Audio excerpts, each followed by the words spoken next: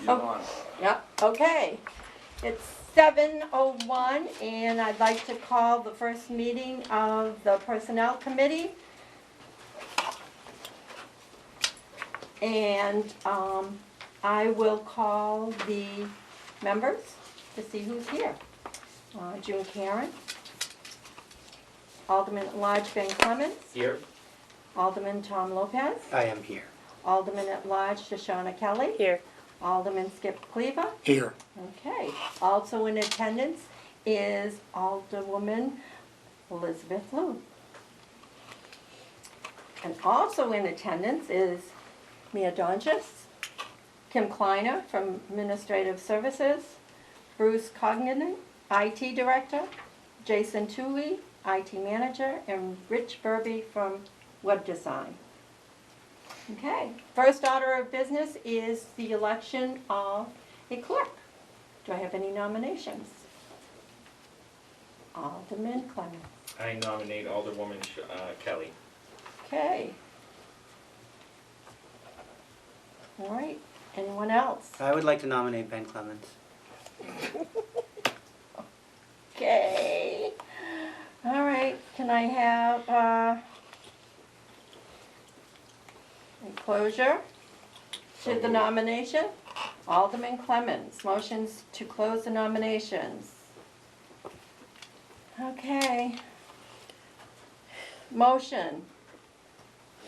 All those in favor of Alderwoman Kelly to be clerk, please say aye. Aye. Not that mean. Opposed? Just having fun. All those in favor of Alderman Clemens to be clerk, say aye. Oh, Miss Not that Alderman Lopez has declined. Okay.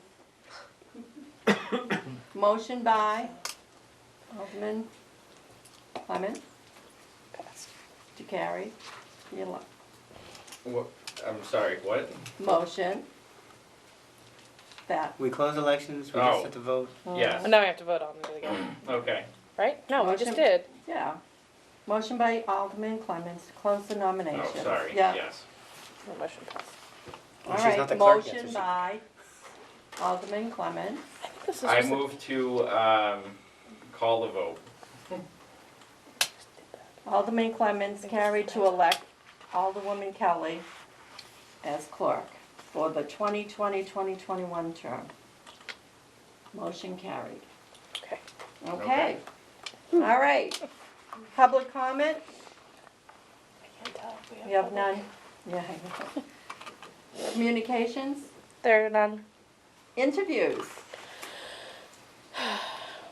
To the Animal Dog Park and Advisory Committee, we have Megan Valasis? Valasis? Did you want to speak to her nomination? Yes, thank you, Madam Chair and members of the committee. So I have nominated Megan Valasis to the Animal Dog Park Advisory Committee. You will remember that we formed this committee some months ago with the purpose of advising the city regarding animal issues, but also specifically to establish a downtown dog park. We have already appointed, and you've confirmed, 2 other people, Amber Logue and June Lemon. Megan will be the 3rd member of the committee. And the first meeting of the committee is scheduled for sometime in the first half of March. Megan has 2 dogs, cockapoos. She's very interested in making sure that we have a dog park to serve Nashua residents downtown and elsewhere. This would be, when we're successful with this, it will be the only free dog park in the city. There's already one that is a membership-only kind of approach. This will be an alternate and will be downtown. She works in the pet supply industry and is very interested in helping other dog and pet owners be able to exercise their pets. And therefore, Megan, I think, will do a wonderful job on this board, this committee. And maybe Megan will tell us briefly. She's a little nervous, so, she hasn't done this before. I told her this is Nothing very puts people low at ease, key. like I calling told them her nervous. you people wouldn't be difficult. I didn't think you would be, but, Megan can tell you a little bit about herself and of her interest in, this particular committee. Okay, hi, I'm Megan. So yeah, I do have 2 cockapoos, and I do like social media influencing with them. So we work with different brands, small, large, and kind of promote their products. And right now we go to other dog parks, or they go to doggy daycare. So it'd be nice to have one right downtown. Okay, do we have any questions from the committee? Alderman Lopez. Comments, always. Always. I already knew Megan because I am friends with her local legend Oscar over here. But I'm very impressed by the background that you have on your resume, your business experience. I think you're definitely going to bring a lot to this. I'm excited for it. Thank you. So thanks for being willing to put your time into this. Anyone else? Well, we're glad that you're willing to serve on this new committee, and you'll be able to help set up some policies and ideas and move that group forward, and look forward to seeing what you come up with for ideas concerning a park down in the downtown area. So, okay, so we will bring your nomination later in the meeting, and if we do, then we would see you at the next Board of Aldermen meeting to get sworn in. Okay. All right, thank you. All right. Next. Conservation Commission, we have Joel Ackerman, new appointment of 13 Woodcrest Drive, Nashua, New Hampshire, 03062, with a term to expire December 31st, 2020. Thank you, Madam Chair. I think you all know Joel Ackerman. He most recently served on the Board of Public Works, where he did a very, very good job. But he has been active in the community in many respects. He's been on the Huntington Board of Trustees for a few years now. He's on the Parish Council out at Resurrection on Broad Street. He's been a CYO basketball coach. He's a member of the Knights of Columbus. He's a member of the Lions Club. I talked with Joel about whether he'd be willing to continue to serve the community, and he said he would be very eager to do that. And we talked about how he might be most interested. And I had asked him if he would think about the Conservation Commission, and he said that sounded very interesting to him. He went and talked with Sarah Marchant, Community Development Director, at great length about the responsibilities and what the Conservation Commission entails. And she has, after talking with Joel, she let me know that she highly recommends Joel as a member, and of course, I know he would do a good job, so I'm appointing Joel as a member of the Conservation Commission. And again, I think he's done a lot for the community, and he'll continue to do a lot in this role. And with that, I guess I would turn it over to Joel to tell you, to the extent you don't already know, a little bit about himself. Certainly, Mr. Mayor. Thank you very much. I appreciate the opportunity to continue to serve the community. I think the natural resources of Nashua are very, very important to us, and we just need to continue to preserve them as best we can as we move forward with future development, and I look forward to working with everybody and go from there. Any questions? Alderwoman Kelly. How much do you know about pervious surfaces? I'm just kidding. I'm just kidding. I was on the Conservation Commission for the last 2 years, and there's a lot of like pervious and this kind of material, and you know how close you get to the wetlands and stuff. It's really an interesting commission, and I appreciate you stepping forward. I'm just Very teasing. good. You'll know a lot more after this. I'm sure I will. Thank you. Alderman Lopez. Yeah, so normally I'm a stickler for have you been to the meetings before, but given your extensive experience on other committees and with Public Works, I'm wondering if you have any particular areas that you think we're going to need to be looking at. I had a wonderful opportunity to sit down with Sarah Marchant, and she was very informative and very knowledgeable, and I actually have a much better appreciation for what her group land boards do, as well as what the city is all about. I have no particular agenda. I just want to make sure that we continue to preserve them the best we can as we move forward with future development, and make sure that we're doing the right things so that the resources remain as they are, as they're meant to be, moving for future generations. So you're just here to serve. I am here to serve. Thank you. Anyone else? It's like you put the words at the top. No? Well, I mean, Well, I think that it's great that you're willing to continue serving to your community after 4 years on Board of Public Works. And I know that with the help of Alderwoman Kelly, you will learn all the definitions of the new words you're going to learn.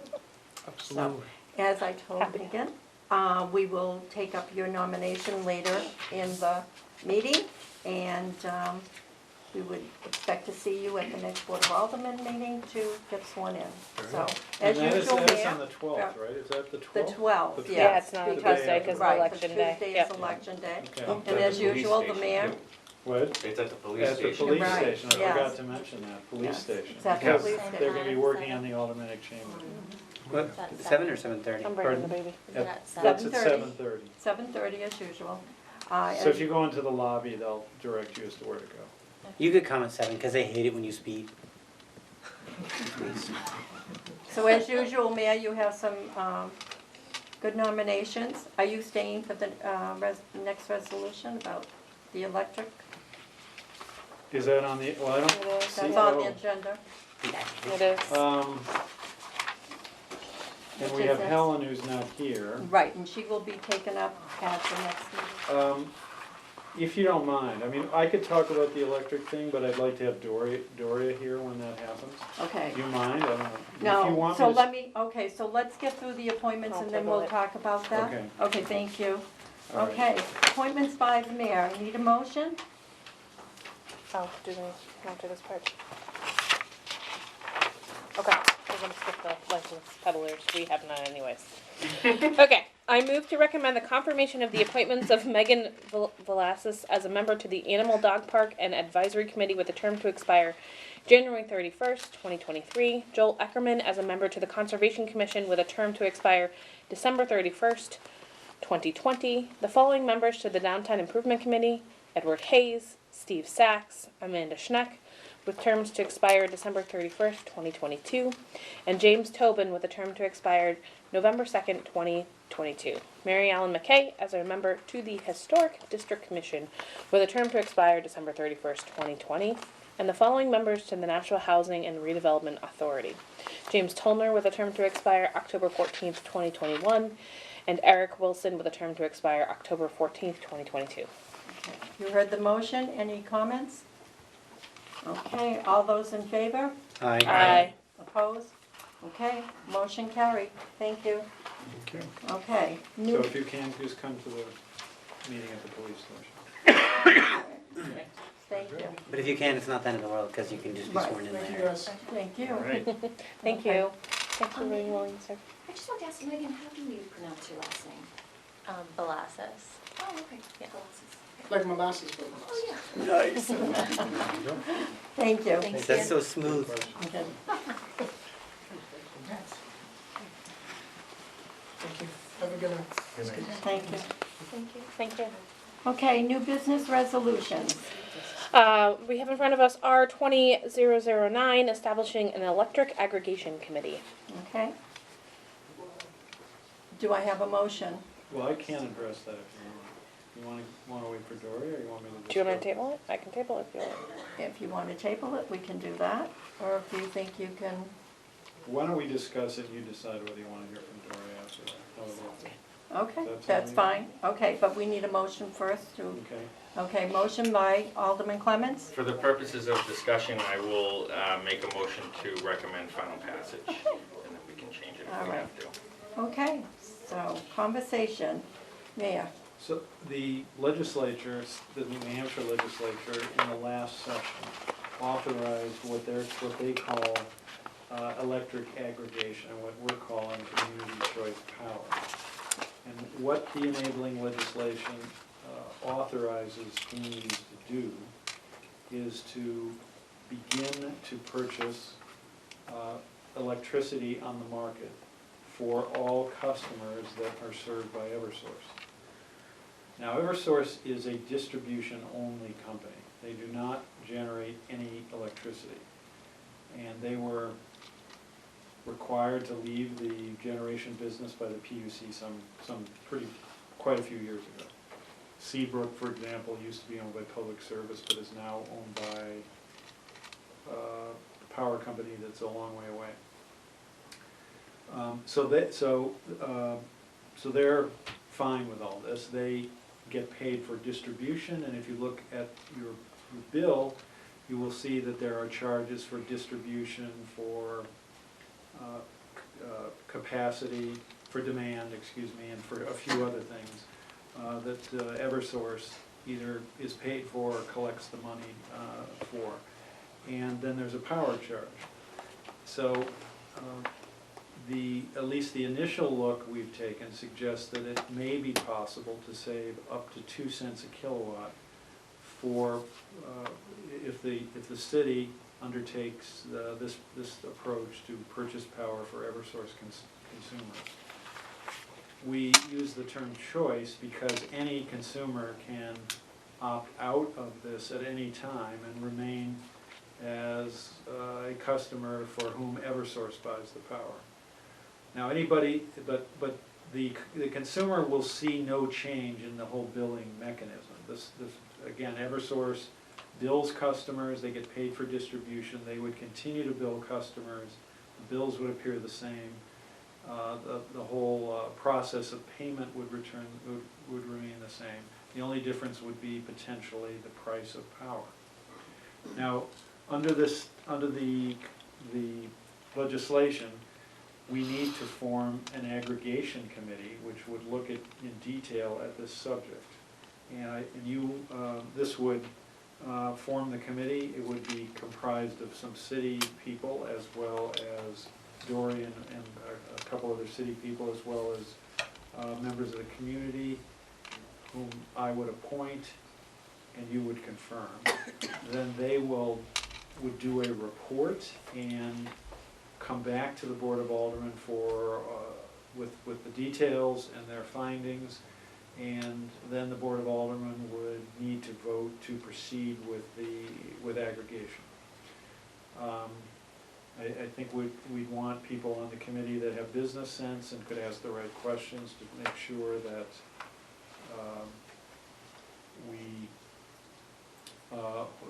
that there would be a good likelihood of success.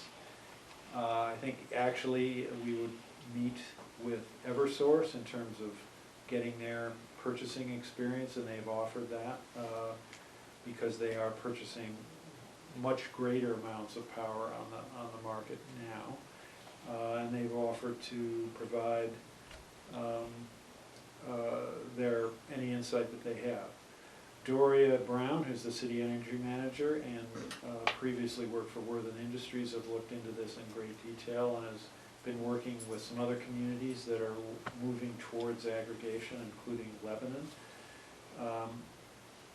She will, of course, report her findings to the aggregation committee, and assuming they recommend proceeding in their report, will brief the Board of Aldermen on everything that she knows, along with what the committee has found.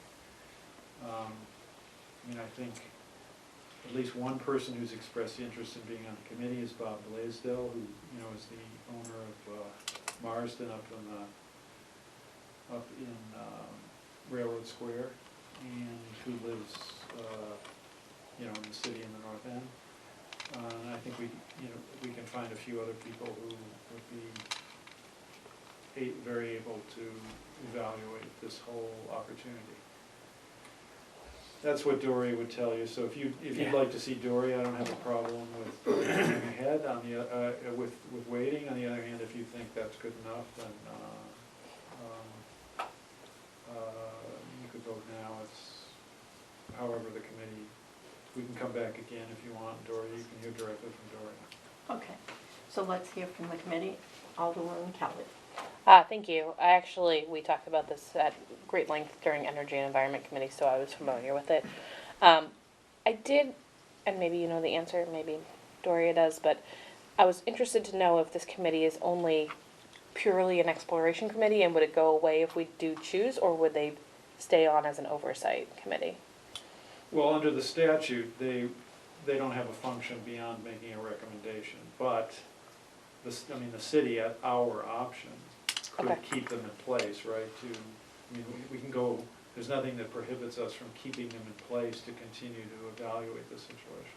Sure, thank you. One thing I didn't mention is, I'm sure you probably know this already, but, most of you do, or all of you. It's not like the city has no experience in buying power, because we do put out we buy power in 2 separate contracts already, one for the school department, one for the city. We do use an energy broker for that. And we are buying power, and the reason we buy it in that fashion is we are buying it at less than the price that EverSource would supply it.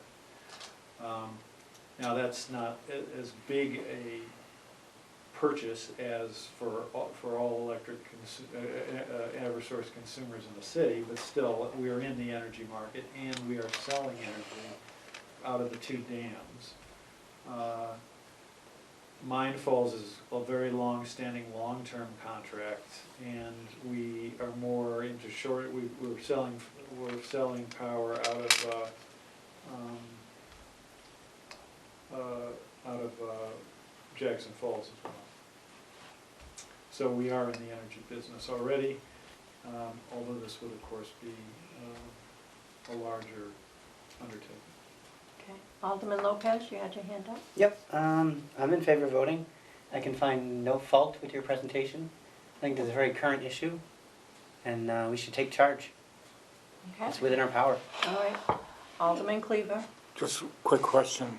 Since this would affect every consumer in Nashua, should we think about some sort of sales pitch to the public? Or, obviously if you're gonna reduce rates, it's a given. But I think if you're gonna mess with everybody's bill, they ought to know about it. Yes, well, we definitely would want to, as part of the process of reporting to the Board of Aldermen, that would, I think, require a public report and a presentation so that everybody in the city would know, what's happening. Now, again, anybody who's already gone, there, you do have, as a residential consumer, you already have the option of going to another power supplier, and some people have, but I'd say the vast majority have not done that. Some people buy power from, have a contract with someone other than EverSource for the actual electricity. Number one, so this would be most consumers, but not all. Some are already. So it wouldn't affect those If who you're have not opted out of It EverSource. wouldn't affect you. Okay. And anybody who's with EverSource who doesn't want to do this can opt out and go back to EverSource, either before the thing begins or at any time during the project. It would also cover businesses, but most who are EverSource customers, but at least larger businesses, mostly have their own contracts for electricity. Smaller businesses would be affected, but like consumers now, they have the option of going out to enter a contract with a third party to buy power. So if they haven't done that already, they would now be part of the city's project unless they opt out. But yes, that's a long answer, but the short answer is yes, we would definitely want to do everything we can to educate the public as to what it is we're undertaking. Does that answer? Yes, thank you. You're welcome. Do you have something to say, or are you talking about the motion? I was, no, go, you can, Okay, I'll come to you. Okay, Alderwoman Kelly? Thank you. I actually just wanted to add on to, I had the presentation by Doria at our meeting, and one of the things she brought up was something you were talking about, which is that there is third-party suppliers, but they're less, you can't depend on them necessarily to be very upfront, and some people get taken advantage of, so having the city doing it is a much more trusted and watched after way to get third party and get those savings. Alderwoman Kelly will probably agree with us because she has worked with Doria to some extent. But Doria has proven, I think, to be an incredibly resourceful, unbelievably enthusiastic, unbelievably energetic employee, totally committed to all this stuff. And, I mean, is very imaginative and creative. So I think we were fortunate to get her as the energy manager, and I think over time, putting this project aside, I mean, I think over time we're gonna see a lot of very productive and positive contribution by Doria Brown. I agree. Just one quick. Alderman Cole. So will every consumer in the city have the choice and be notified of that choice? I think we would have to do that, yes. Yeah, whether they are in Eversource or not? Correct. Okay. I mean, we'd have to work through that with the committee and, it's exactly how we would notify people, but probably we should do like a mailing or something, let everybody know. But we just need to work out the details of how exactly we would put that together. Alderman Cleaver. Or go through Eversource. I know Eversource gave options about suppliers at one time, so people had options and so on and so forth. They did that through their mailing. Right. We could probably work with Eversource, and they're definitely willing to cooperate on this project. And they've offered that. Because again, we're not competing with them. They get paid for their distribution one way or the other. So we're not displacing them in any way. They're fine with, I mean, you're in the legislature, I mean, they didn't oppose this, they were probably neutral on this in the legislature. Yes. So, they will help us and cooperate with, and they've offered to do that. Thank you. In fact, they were here today. Okay. Did you want to have something? Question. Okay, I thought if we're Alderman gonna Moore. I'm sorry. Thank you. Okay, I just want to make sure the, Understood. okay. Elizabeth Liu, Ward 6. And if you're going to present it to the full board, then I can wait until then. I'm not quite clear on what motivates, what's the incentive for Eversource to give all of these residents that they already have as customers, to give them a lower rate, and it's just a little education. I think they're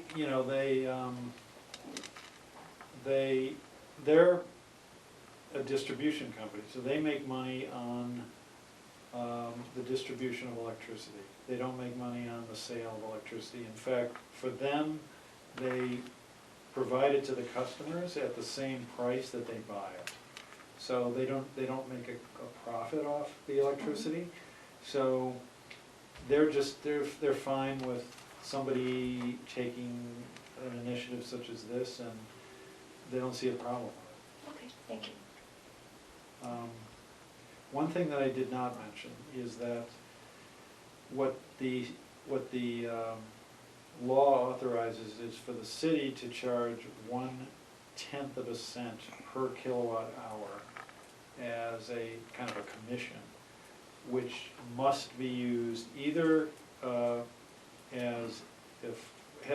it can be used for very limited purposes. Number one, it can be used for energy saving measures. So it can be used to invest in solar or invest in other energy efficiency measures that the city wishes to take. Or it can be returned to consumers at the option of the Board of Aldermen, or it could be a combination of both. So there is a way that we could help. Were we to undertake this and were it successful, it's a way to undertake other green projects, a way to pay for green projects and save consumers money at the same time. Like electric cars. Exactly. Okay. Used electric cars. Okay, all right. Alderman Clemmons. Well, yes, my motion was to recommend final passage. Okay. All right, you heard the motion. Any other comments, concerns, questions? Okay, all in favor? Aye. Opposed? Okay, motion carried. Thank you, Mayor. You're all Thank set you, with ma'am. that? Thank you. Chair and members of the committee. Okay, new business ordinances. We have before us O-20-001, extending the hours of sale of alcoholic beverages by on-premises licensees to 2 a.m. Okay. Alderman Clemmons. Thank you. Hopefully the committee will indulge me for a moment. Going to make a motion to table this because there are some issues that I'm working out with legal and some of the other aldermen who brought some other things up on this. And I think we should have everything ready to present as there's a companion piece of legislation that I want to present with this. So hopefully by March that will be ready, and so for that reason I'm going to make a motion to table 20-001. Okay, you heard the motion. But I don't want to stifle comment though either, so if I have to withdraw or if we can have some leniency, that's fine. I just have a point of clarification. Are you gonna try to get this done by St. Patrick's Day? Because I feel like that's severely hitting the ground running if we tried that. Probably, to answer your question, no, I doubt that it will be ready by St. Patrick's Day. I will be. Thinking like a soft opening. Yeah, no, I think we might be ready to discuss the legislation by St. Patrick's Day. I don't really think that it's gonna be enacted, because I have a couple of amendments and things, and I'd rather not talk about it now in too much detail, but I think, no, to answer your question, no, I don't see that happening. Okay. I appreciate the fact that you wanted to table this because you had some other concerns and you wanted to get them squared away so that we weren't holding it up again in the full board. So you heard the motion to table. All those in favor? Aye. Opposed? Okay, motion carried. Okay, clerk. Yep, moving on to O-20-002, establishing election polling hours. Okay, Alderman Clemmons. I will make a motion to recommend final passage of 020-002, and I'd like to speak to that. Okay, you've heard the motion. Do we have any comments? Alderman Clemmons. Thank you. So this, I presented this because traditionally, whenever we schedule an election in the city, we establish the polling hours with a resolution. And tradition, you know, for as long as I can remember, the hours have been 6 a.m. To 8 p.m. What this ordinance would do is put into place those polling hours by ordinance, so that when the resolution comes up to establish an election, we're simply picking the day and not the hours. The reason that I feel that this is an important change is because it's for a couple of reasons. One, Nashua is a commuter city that a lot of times people will choose to either vote early in the morning, or if they can't do that, they'll come back late and vote between the hours of 7 and 8 because they work in Boston, there's traffic, things like that. The second reason is the New Hampshire legislature over the years has not been very helpful to the commuter voter because, and I don't want to speak for her, but Alderman Clee can testify, she was going through some things in the last election, and they told her, well, if you can vote absentee, but if you show up at the polls that day, then we can invalidate your vote if you submit the absentee ballot. And so there's these really archaic rules that just don't make sense. And actually, somebody could even challenge your ballot if they saw you grocery shopping or something in town and they knew that you had voted absentee. So those are things that the legislature is going to have to, I think, address. So the reason for the ordinance is to make sure that Nashua continues to have the largest amount of time for people to vote until such a point when the legislature decides that they're gonna make voting easier for folks, and then we can adjust the hours at that point. I think this gives people a little bit of ease in knowing that when the city establishes an election, they know what the hours are gonna be. It's not a question. And if, a future board wants to change that, they're gonna have to go through the ordinance process to do it. And we can at least get some public debate on this. So that was the reason for this, and I'm happy to discuss the issue. Anyone else? Alderman Lopez. I think it seems pretty straightforward. I mean, I was wondering myself earlier, like, I know it's usually 6 to 8, but I had to double check on the city's website and all that. So just by clarifying it, in perpetuity, then we don't have to go through it every single time. And that doesn't leave that question, room for confusion. Alderman Cleaver. Just an FYI, there's a bill in the House of Representatives, State House of Representatives, that would make Election Day a holiday. It probably has a fair chance, so that would be very interesting. Absolutely, I agree, and I think,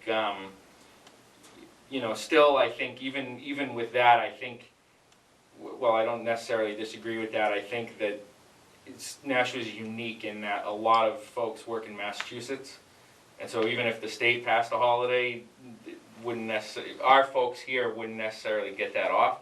And so I think the key for me would be to see some legislation that allowed more, what do they call it? Early I think voting? it's no fault absentee voting, or early voting, or different things like that Yeah. the city could take on. But that is a good point, and I hope it gets some traction. Alderman Kelly. I think this is a good idea, and I think it makes sense to make it more standard for people so they're not wondering when it is. Just wanted to weigh in on the discussion because I think it's interesting. I think the holiday thing is interesting, but the other thing you have to think about is that there are people who are working not just 9 to 5 jobs, so that may not help them necessarily go vote. So, Right. like you were saying, early voting or no fault absentee voting will allow more people to get out and vote. So. But that's not our purview necessarily, just my comments. Thank you. So, I've worked the polls for over 20 years, so, I can understand the need sometimes for 6 to 8, but there are other times when it is dead from 5 o'clock to 8. Like an election, like the presidential, the primary, those things are very busy. But there are times, and we are the only community that is open this many hours. And it is a lot of work for staff because they are there at 5 in the morning and they probably don't get out of there till 10 o'clock at night. So it makes for a long day, and I agree. And I was up in the House and I sat on election law with your mother. And it was a battle cry, and you're right, they need to come up with some ideas on how to do voting for those who cannot get there, no matter how they try, or early voting. I don't know, some states like Florida, they start voting, almost a week before the actual voting day. So these are things to think about, but I don't have a problem with setting this, because as you said, future boards can change that. But you have to remember that these people are not working to make that money, because when you average it out, it's $2 an hour. So I think we have to keep in mind that this could change, or the need for it to change is not so far away that you can't do it, Right. So, but I, you know, I will support you on this as well. So, do we have anything else? No? Okay. All in favor of final passage of 20-002? Aye. Opposed? Okay, motion carried. All right, tabled in committee? There is none. Okay, discussion. We have a presentation by Administrative Services regarding website updates and completion date. Okay, and we have all these wonderful people here. So if you'd like to take a chair, who's in charge and... Rick will be steering. uh, Why you guys can't, you just. Yeah, we're supporting you. You're just here for support? This is why I hate group projects. That's impressive. Huh? Okay. Thank you for having us. Okay, please state your name for the record so the transcriber will know who they're talking to. My name is Rich Berby. I am the web admin and graphic designer for the city. Okay. I'm Bruce Cognon, IT Director for the city. Jason Tui, application manager for the city.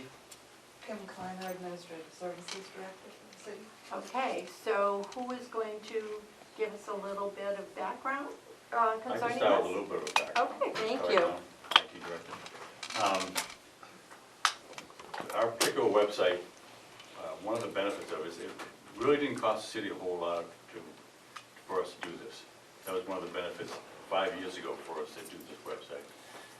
Websites cost, custom websites can cost like anywhere from $500,000 up to $1 million. We paid $45,000 for the website. The reason being is Civic Plus, that's all they do is for municipalities. They have over 2,000 municipalities that they do this for. It's modular based. They know how to do municipalities, and they have all these packages all ready to go. We can configure it the way we need to do it, the way we want it. One of the big benefits of it is every 5 years we get to do a redesign free of charge. Doesn't cost the city any more money. We're at that 5-year point, and we're doing a redesign. Rich has a lot of experience in website design as well as making things ADA compliant for the website. He can speak a lot more to the fonts, the colors, and all those things that make things easy to read. To me, I like black and white, and it works for me. So I can't always speak to that, but Rich will walk through and show you what they have so far, and hoping to go live in a few weeks here with the new website design. So I hope you like it. Is this going to affect the leaderboard? Because I'm number 3, behind a sock, and some nice ladies from Bangalore. It should. All the... Ms. Kleiner, would you like to add to that? So I would, thank you very much. You're I want to commend the IT department. I think that they have undertaken some really extensive projects. So I just wanted to give the committee a little bit background here. While they're also working on the website redesign, and they've had input from many different departments. So they've had a committee consisting of the mayor's office and economic development and community development, administrative services working on this. My mic's turned off.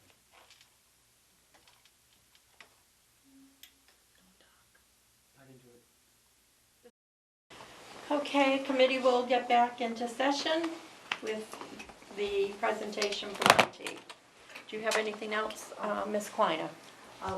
So Kim Kleiner, Administrative Services Director. So we were saying that really commending the IT department. So working with this project and a number of different departments that have served on the committee, taking information that we've gathered over the past few years, some information that citizens have weighed in to the mayor's office.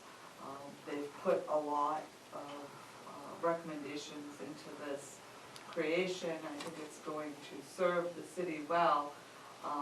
But also to say, just a little bit of background, they are working on a number of projects right now, more than I would think that one department could possibly handle at once, and they've done an amazing job.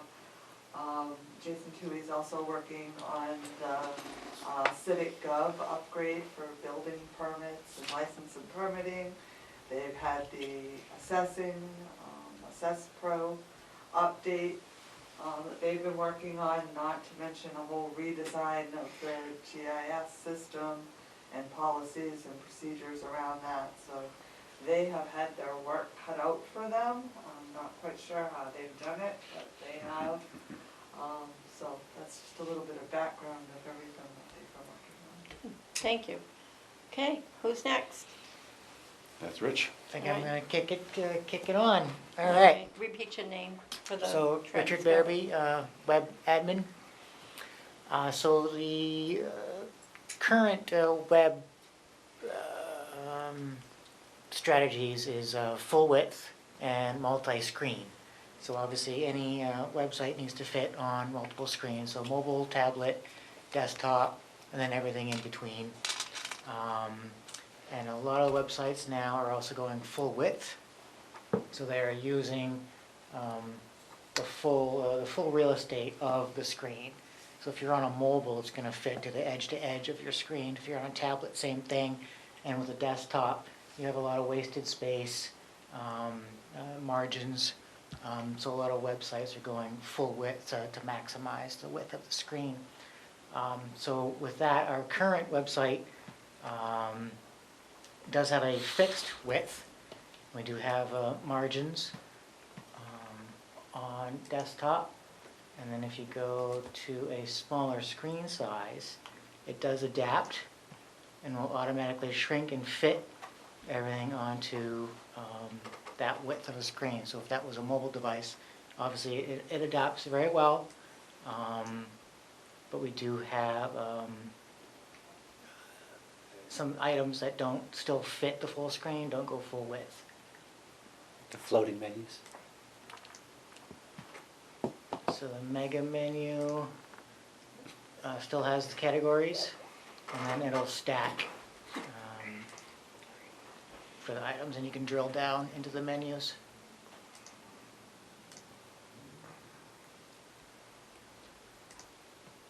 Okay. So with that, we looked at other cities, other sister cities, partner cities, website cities that we liked. Something with a large photo on the top, something that we can feature, a nice element on the top, a not so huge logo, so you can bring more of the major content up higher when users come to the screen.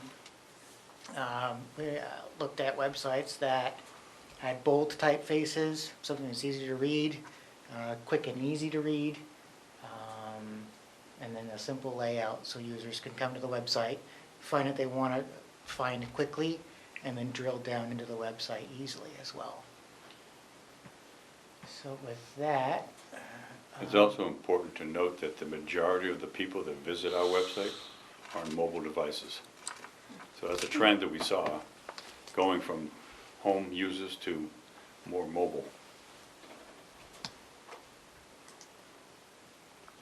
I'll sign in later. That's where the leaderboard is, by the way. You actually create the account. Okay.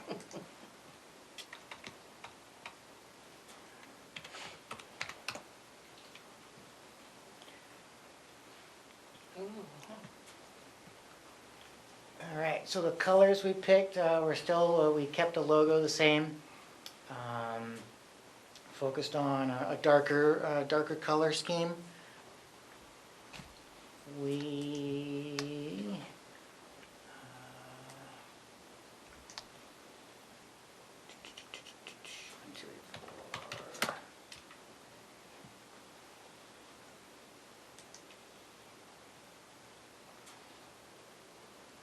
So obviously, the requirements of the website pretty much stays the same. We made a list of what the website does, who it serves, all the calendars, all the agendas, all the committees, everything it does. So those specs did not change. Document management, calendars, language translations, state and federal law compliance, ADA, so all the same stuff. The purpose of the website, we had to just make sure that we followed our purpose and stuck with that purpose instead of kind of going off into tangents. Target audience.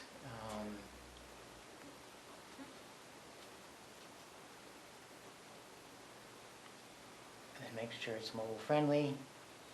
And then our content is not changing. So with that, obviously all the agendas, all the minutes, all the pages are not changing. So it is ultimately just a reskinning. So it's a new styles, new theme. The home page is changing, and 2 of our major department pages are changing, and that's transit and economic development. They do have their own custom themes, and then the home page. So then the internal pages for the sitemap, all these internal pages are getting a theme wrapper. So the content is not changing, it's just going to fit right into the new template.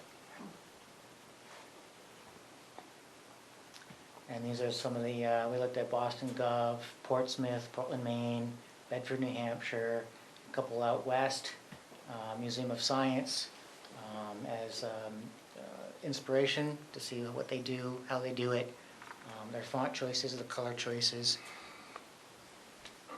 And with that, this is City of Boston's color scheme, Museum of Science color scheme, City of Portland, and our current color scheme.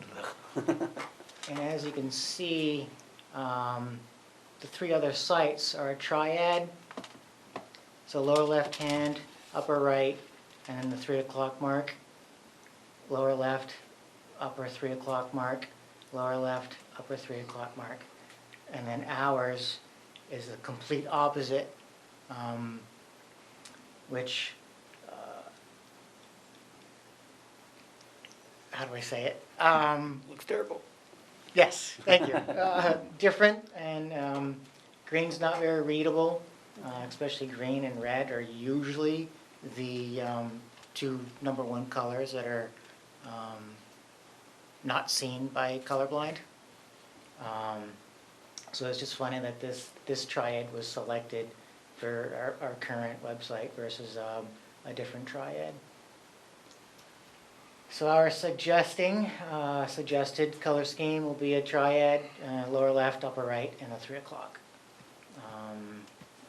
That red looks more pink on this screen, but I could promise you it's a little more red than it is pink. Salmon colored. It's what? It's salmon colored. Yeah. And then we're going to pick a Roboto, which is a sans serif. So it's just a straight, solid, blocky font with an Arial fullback, and a sans serif subtitle, and then the blue is going to be the primary, red's going to be the secondary, and then the yellow is also going to be either a secondary or a tertiary color. Yes. Can I ask a question? All What's it? Are you talking about the colors for the fonts or for the backgrounds? For everything, so the major color scheme, blue will be primary, and then the red secondary, and Well, I said red was unreadable. It was not easy thing to read. so green Red is against green. more You can't tell them apart. of the not seen color scheme. But if the red is dark enough, Okay. it'll be fine. Yeah, welcome.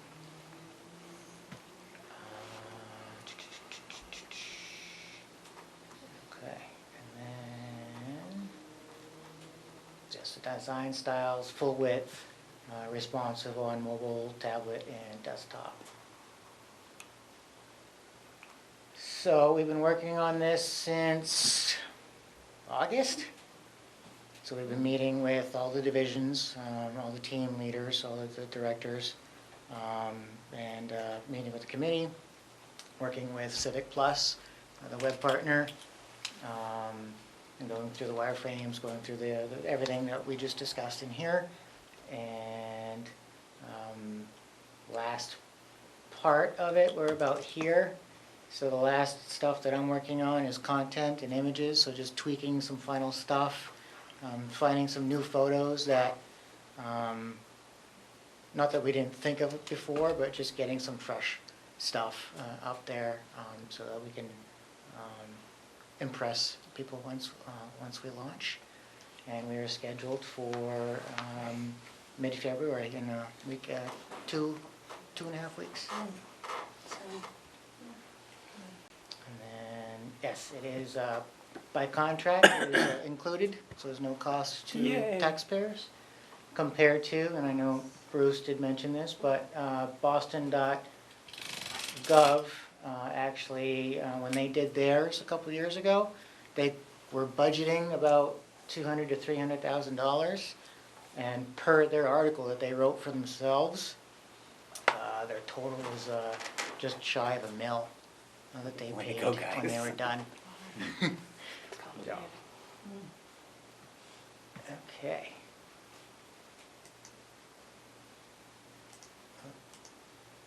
So here. So here's the main photo feature, so we can showcase. Currently, we usually showcase just scenic pictures, and we would like to showcase more of an active, lively, community, healthy, vibrant city instead of just pictures of a river. And then we use analytics to pick and select the top 10 most used links and destinations. So users can come to the website, come right here, pay their taxes, get a wedding license, and all this stuff. So it's all the popular links cataloged year over year. Yes? Kelly. Just a quick question about how you determine that. Do we have hot maps that show us like where people go most, or? So we use, we have analytics, we have an analytic account, and we can track that right off to just run a report. And we get, run the report for a year, and then the top 10 most popular common hits, highest hits, will give us that, this data. Board of Aldermen's like top 3? Probably. I feel like I use it. I'm not telling. Thank you. And then we'll have a news widget so that we can post news articles with an option for an image. We can do a default image if we can't find an image. And then you can do click all to see all the news items, the calendar, general calendar, city meeting calendar, and then the community calendar that we have on the website now. And then we can do a Facebook feed, a spotlight area, so we can focus on the mayor's recent electric car. Used electric car. You want to do a new shoot? Yeah. What's going on? Is there a Photoshop app on this? And then alerts and updates, so to put it the system that the website does, so they can click right into all of our notifications, and then also sign up for new news alerts. So is this part over here done without logging in then? So you can see, yes, so you can see these without logging in. There's a direct link to the module. Uh-huh. Well, that one, no, that one. After it. And then, but to sign up, the user will need to sign in. Yeah. And if they do click on that, they'll be prompted. Yeah. Okay. And then community links, so links that we can go outside, the library, community TV, safe stations. And then a bigger footer that we have currently that we have on our website. This one features address, hours, some quick links, and some of our legal stuff, some of our links that we currently have on our website as well. So that's the home page. Internal pages, again, are just wrapped with current content.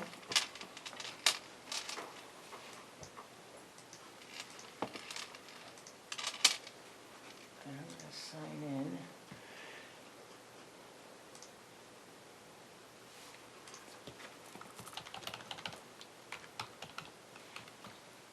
Yeah, forgot something that, you have an exclamation point. Nice. Oh, that's, I is thought you that were the telling us your internal password. portal? I was gonna start writing it down. Is that like a staff portal though? That's not what the other one looks like. This is the back end of Civic Plus.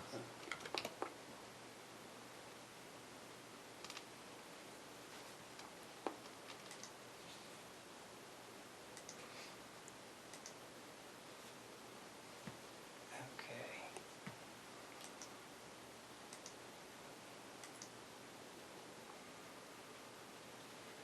So the same header as the home page for an internal page. A photo slider, a photo strip, and then the main content of that internal page. Again, content fits within the same template. It's pretty much the same format for the template that we have on our current website. And we do have an option to get rid of this third column and just have the two column and bring this content out a little bit more. So it's pretty straightforward. Again, the content hasn't changed. It's just wrapping within this new shell.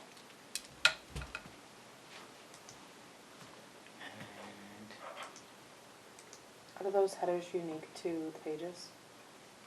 say again? So you had a slideshow on that page. Is that unique to that page? It is Not- not. Currently, okay. it is not. Okay. We can customize a slideshow. The left side is though. Okay. But yeah, So that looks these standard. links are unique to the page, Sure. but the slideshow Common. is not. Yeah. Alright. I don't know if you guys want to go through all of these. It's pretty much just the same, I'm just glad you're getting rid of that big tan bar. right? It's gross. Yeah. And the content does have a little shadowed box, just to frame it a little good. And then at the bottom, we have those common links and the footer that stays at full width. I think some people like little buttons and pictures, but other people just like the words, so this is a good combination of all that. Yeah.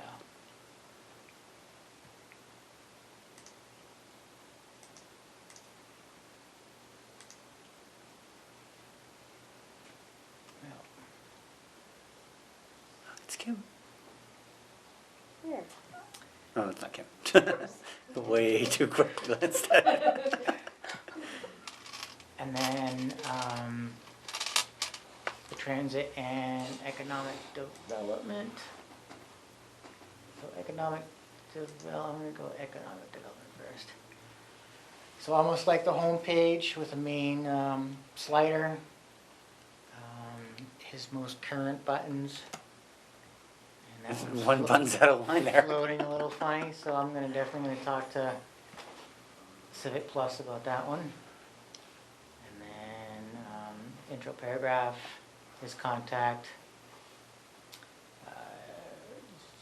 his specific economic development specific calendars, city news. We can throw in an economic development specific news widget, depending on if the director wants to manage it. And then the same similar community links and footer.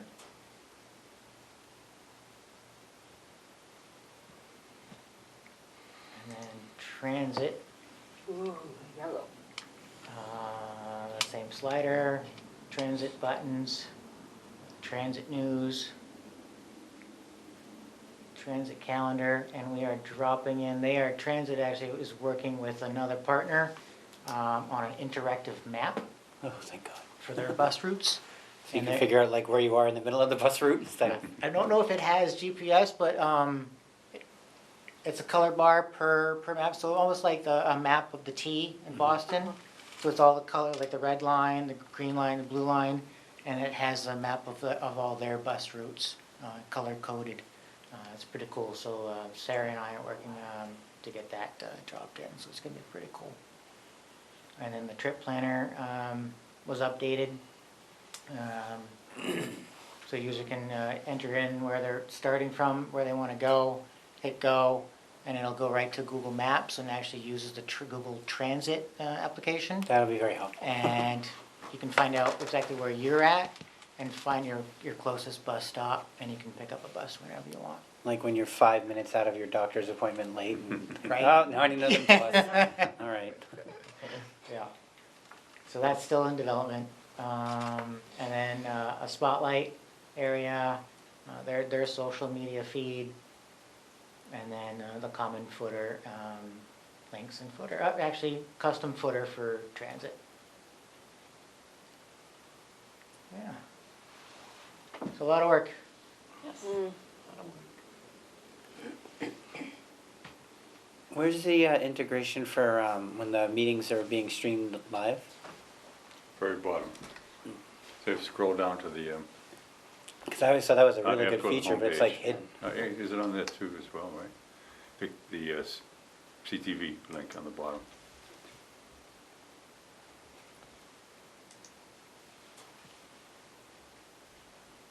So the government TV. That's the live stream there. Can we watch ourselves? Gavel to Yep. gavel I comes just live. thought of I wonder if it's streaming this Use live. a gavel.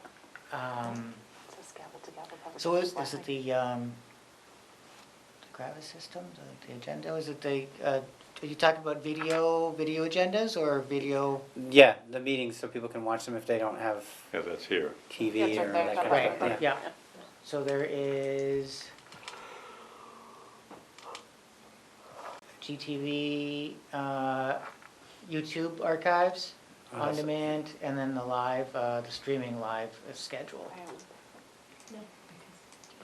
Oh, because they're taping the play later. That takes. So the YouTube is updated a day or two after each meeting. And then on our video partners page, view. they also have some archives as well. Right. Is there any way to link that with the agendas from the meetings they're coming out of? Or is that like a big job? Expensive. Never mind. Let's search for it. It's possible. It's right. It's a project, and of Yeah. course, as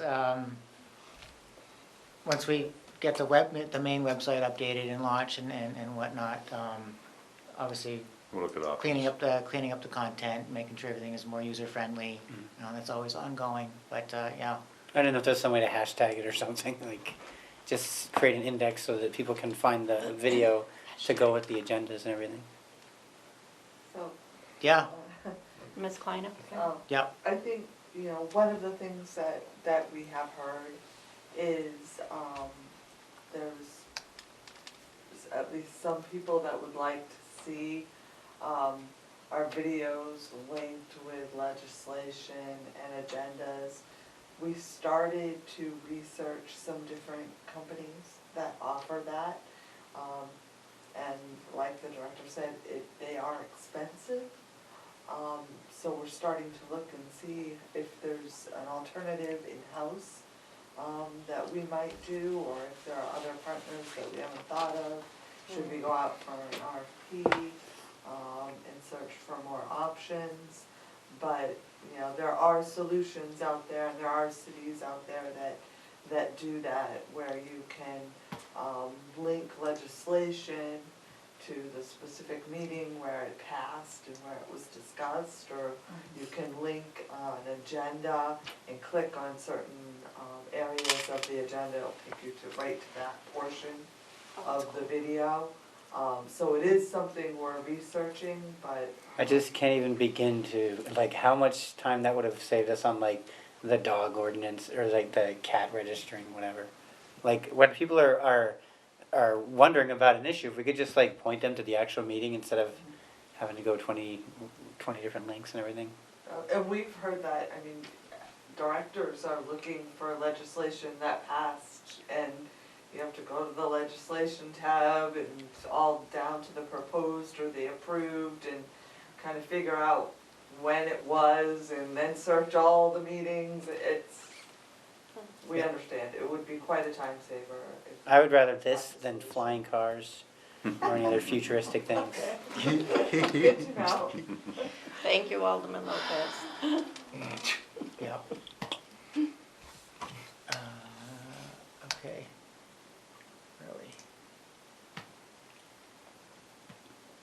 Okay. That's the old That's one. the old one.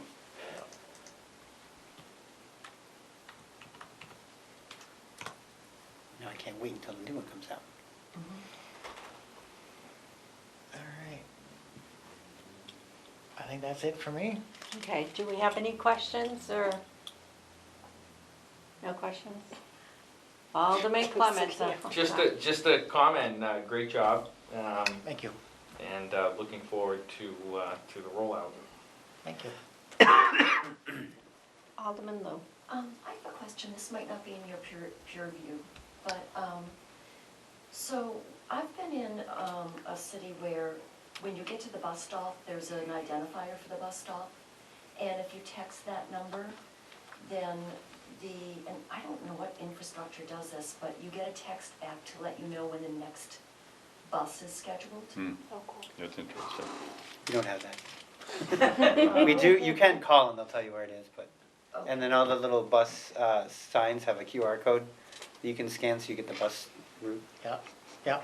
There was one project I worked on, they actually had GPS on the bus, so you downloaded the app and you would have live tracking of the fleet on the map as well. So it just depends on what transit wants to invest in and what kind of tracking software or procedures they want to invest in. You can follow along live on Google, but also the buses like literally narrate what stop they're on for the entire 6-block radius to hear. Okay. Yes, nice job. Is this going to be user-friendly to us non-geeks? More As so much as than- it can be. Yep. Okay. You could be on the leaderboard. It's a very low threshold. That's okay. Yeah. Okay. Because that seems to be sometimes a question. You know, I have a ward that has elderly people in it, and they're trying to find things, and then I'm trying to find it for them, and Yeah. sometimes we get a little lost. So I think that a lot of this is a lot easier to read now with your changes and your color changes. So I think we appreciate that. So when you launch this, are you going to announce this so that the public knows that this change is coming, so that you have some idea? Put something on the website. Well, I mean, you know, sometimes you open up and you get something, you go, oh my God. Got 'em in the wrong what place." happened? Right, yeah. We will have press Yeah. releases that are issued, and we'll also be asking for community feedback. So certainly if people are having problems navigating around the system, around the site, we want to know. So we'll be asking for some community feedback as well. The site will be down for very briefly, right? I think it's only a couple hours while we switch it over. And it is going to No. be, Yeah. we might, so it's actually on the 19th, Yeah, which in the morning. is the mayor's State of the city. Yeah, no one will be using the website, it'll be fine. Well, everybody's gonna be out of The City Hall Wednesday, anyway, right. so. I like looking up everything he said. So basically in 2 weeks. Yes. Oh, 2 Yep. weeks, Yep. okay. Can you have like a little pop-up Mayor Donches to answer questions, like in the corner? We're gonna make it a view, Tom. No one will click on it. Have a little bot, how can I help you today? Hello? I think, Skype with the mayor? I think this is great that we're able to do this at no cost, and to think that in, 5 years, things change. Yeah. So I think this is, good for the city, it's good for, you're seeing different pictures rather than just, the snow-capped mountains, whatever. My question though is, what are you expecting from the committee, just to give our blessing? Because, you're coming out with this, so we gladly will have somebody make a motion, because this is great. I think we all appreciate it. Yes, Is that what you'd like? yes, we would like your blessing. Okay. I'd like to make a motion All to right, thumbs wait, up. Wait a minute. Alderman Lou had a question. Ask for a motion. Sorry for long this, thank you. That's I okay. just wonder what's under requests and concerns, is it the same thing that's there now? Yep, Okay. yep, it's the Alright, same, that's the fine. same module that, citizens can contact us. Through GOV. And, yeah, Okay, thank you. Okay. Okay, so, I actually just had a, Alderwoman Kelly, thank you. you're welcome. Just a question of clarification. Someone was asking about, will it make it easier for people to find things? We're not actually changing any of the sitemap or UI of this, it's just No functionality. yeah, it's just the design. So This- anything that you were looking for is still in the same place as it was. It just looks prettier. I think, Well, it's literally easier to read. Right. I Did a think, few a things few- change? I think Yeah. I think a few items of, there's, GIS is gonna be coming out of assessing. Okay. So they're gonna be Yeah, their Tom. own department. The mayor's Special event. pride, I think the pride parade is coming out of the mayor's office. So there's, Special so event. some stuff is moving out, but ultimately, Yeah. the homepage is the biggest change. Sure. But some internal pages will be moving around, but for the most part, the content is not changing. It just be where we place it. And of course, the website it's always fluid. So if we find that users are not finding something, we'll move it around and try to put it into a place where people can find it easier. Alderman Kelly. I just wanted to say thank you. This is what I do for my day job, and I know how much work goes into this stuff, so Thank you. it looks lovely. Thanks. Looks Nice, I good. appreciate it. Okay, so, we're looking for a motion to Bless. give our blessing to IT and the new webpage design that they've been working on. Alderman Lopez. Motion to like the new website design? Okay. Any questions, concerns? Okay, all in favor? Aye. Okay, motion carried. Well, we thank you very much for showing this to us, and we have our blessing. It looks good. Thank you. Looks good. Thank you. Yes, Thank a lot you. brighter, so, thank you all.